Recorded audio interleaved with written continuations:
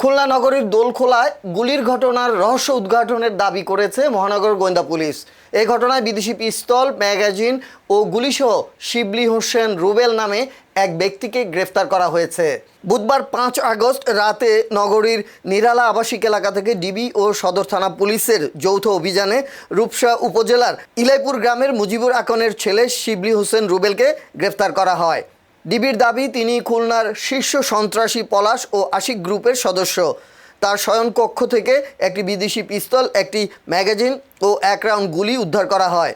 বৃহস্পতিবার 6 আগস্ট সংবাদ সম্মেলনে মহানগর গোয়েন্দা পুলিশের উপপুলিশ কমিশনার মোহাম্মদ আহদুজ্জামান মিয়া বলেন, গত 4 আগস্ট দোলখোলা মতলবের মোড়ে আব্দুল হক হাওলাদারকে গুলির ঘটনার তদন্তে সিসিটিভি ফুটেজ ও তথ্য প্রযুক্তির সহায়তা রুবেলকে গ্রেফতার করা হয়। তার বিরুদ্ধে চুরি, ডাকাতি সহ একাধিক মামলা রয়েছে।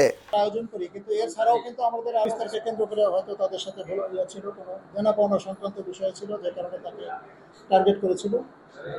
এবং এখানে যে গ্রেপ্তারকৃত ব্যক্তি এবং সে যে গোষ্ঠীগুলোর সদস্য আর কি, এরা কিন্তু মাদক ব্যবসার সাথেই আসলে সম্পর্কিত সবাই।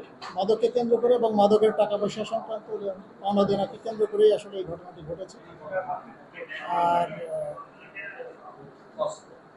অস্ত্রটার যেটা বললেন আপনি, অস্ত্র তো আমরা কেবল হেফাজতে নিয়েছি। মামলা হবে, মামলা হওয়ার পরে সেগুলো ব্যালিস্টিক এক্সপার্ট ওপিনিয়ন হবে, এক্সপার্ট ওপিনিয়ন দিয়ে সেগুলো প্রমাণিত হবে এবং ডাক্তারের সার্টিফিকেটও ওখান থেকে যে তাকে গুলি করা হয়েছে, কী ধরনের গুলি ছিল, সেগুলোর সাথে সমন্বয় করে পরবর্তীতে সেটা ব্যবস্থা নেওয়া হবে। এই মুহূর্তে তো আমি ওটা বলতে পারবো ব্যালিস্টিক রিপোর্টের পরে।